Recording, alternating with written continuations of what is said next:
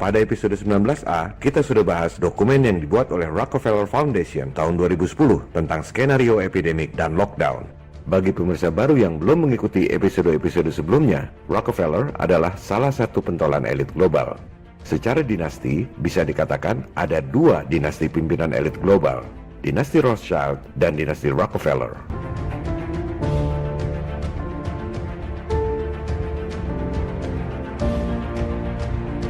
Rothschild lebih dulu ada, menguasai pemerintahan dan bank-bank sentral di Eropa.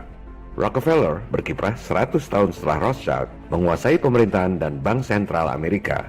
Rockefeller lebih kaya dari semua pemerintah di dunia, termasuk Amerika. Mereka lah yang kasih utang ke seluruh negara di dunia. Dan negara pengutang terbesar di dunia adalah si adik kuasa Amerika, diikuti Jepang dan Cina. Gedung PBB yang megah di New York dibangun tahun 1949, sumbangan dari keluarga Rockefeller.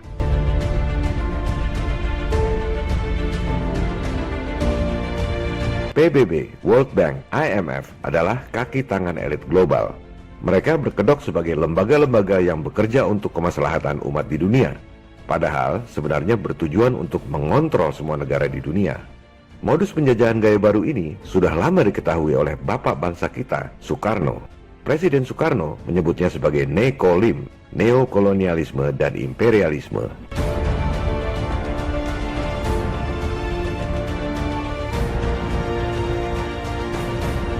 Elit global melakukan infiltrasi ke pemerintahan-pemerintahan dunia, militer, sains, LSM, dan lain-lain dengan menggunakan kedok yayasan. Seolah-olah mereka bekerja untuk kebaikan umat manusia di dunia. Contohnya adalah Rockefeller Foundation yang mendanai berbagai universitas paling top di dunia untuk membuat skenario wabah dan lockdown tahun 2010 yang sudah kita bahas pada episode 19A.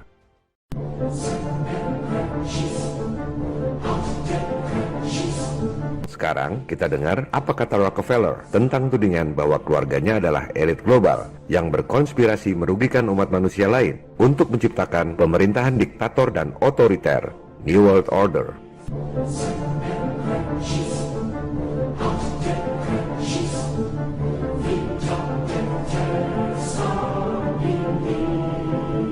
Ini adalah autobiografi David Rockefeller berjudul Memoirs. Silakan Anda buka halaman 405. David Rockefeller menulis, selama lebih dari 1 abad, para ekstremis ideologis dari seluruh spektrum politik telah memaksakan berbagai insiden terkenal untuk menyerang keluarga Rockefeller dengan tuduhan bahwa kami memiliki peran yang sangat kuat untuk mempengaruhi institusi-institusi politik dan ekonomi Amerika. Perhatikan, Rockefeller menyebut para pejuang kemanusiaan seperti kita ini sebagai ekstremis ideologis. Selanjutnya, ia menulis, sebagian bahkan percaya bahwa kami adalah bagian dari sekte rahasia yang bekerja bertentangan dengan kepentingan nasional Amerika Serikat, mengelompokkan keluarga kami sebagai internasionalis, dan berkonspirasi dengan pihak-pihak lain di seluruh dunia untuk membentuk struktur politik dan ekonomi global yang lebih terintegrasi. One world, istilah Anda. Perhatikan pemilihan kata yang sangat cerdas dari seorang Rockefeller. Dalam satu alinea, ia merangkum 5 hal yang sangat-sangat penting. Pertama, sekte rahasia, maksudnya Illuminati. 2, bertentangan dengan kepentingan nasional Amerika Serikat, maksudnya merugikan bangsa Amerika. 3, internasionalis, ini istilah lain dari globalis alias elit global. Internasionalis atau globalis tak punya batas kenegaraan, tak peduli merugikan bangsa Amerika atau bangsa-bangsa lain. Keempat, konspirasi. Ia akan jelaskan itu semua teori konspirasi atau fakta konspirasi. Dan kelima, one world, maksudnya one world government alias New World Order. 5 tuduhan yang sangat fatal dirangkum dengan sangat cerdas dalam satu alinea pendek. Lantas, apa jawaban dia? David Rockefeller menjawab, if that's the charge, I stand guilty, and I'm proud of it. Kalau itu tuduhannya, saya ngaku salah, dan saya bangga dengan itu. Atau dalam bahasa gaul, gua emang iblis, terus lu mau apa?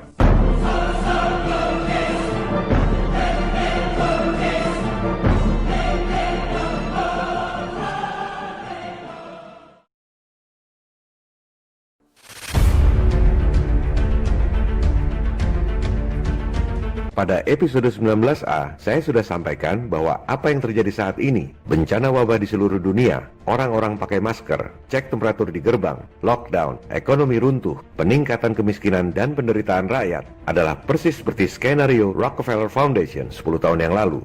Di episode 19B ini, saya juga sampaikan bahwa Rockefeller sendiri mengaku bahwa ia adalah sekte rahasia yang bertentangan dengan kepentingan rakyat, berkonspirasi di seluruh dunia untuk menciptakan New World Order.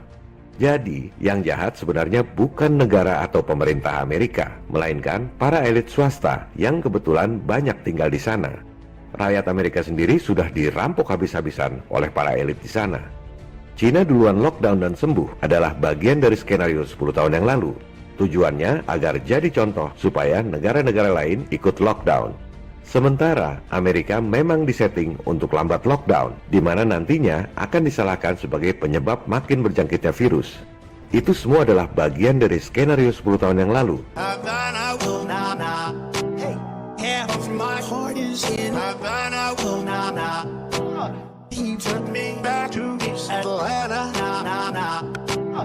Dalam kasus corona ini, Cina dan Amerika adalah bagian dari skenario good cop and bad cop yang dirancang oleh elit global. Ada contoh baik, ada contoh buruk. The good cop, bad cop routine.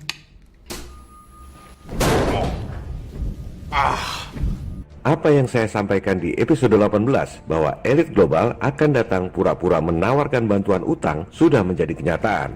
Indonesia baru saja menerbitkan surat utang alias bond terbesar sepanjang sejarah. Total 4,3 miliar dolar atau sekitar 70 triliun rupiah yang harus ditanggung oleh Anda dan anak cucu Anda sampai 50 tahun ke depan akibat krisis corona. Padahal para bankster elit kasih utang sebesar 70 triliun itu dengan modal dengkul. Jangan salahkan pemerintah Indonesia, karena semua hanya ikut sistem yang diterapkan oleh elit global di seluruh dunia.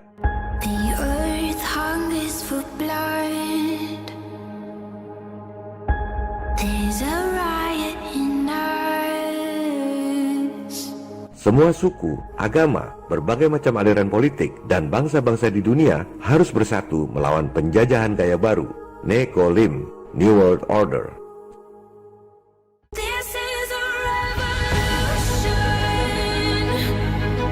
I hate imperialism. I detest colonialism.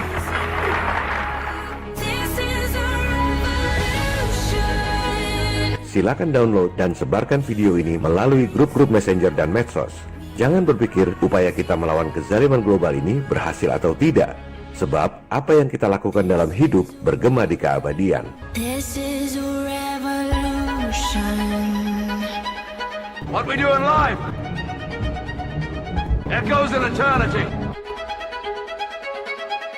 Salam People Power. This is a revolution.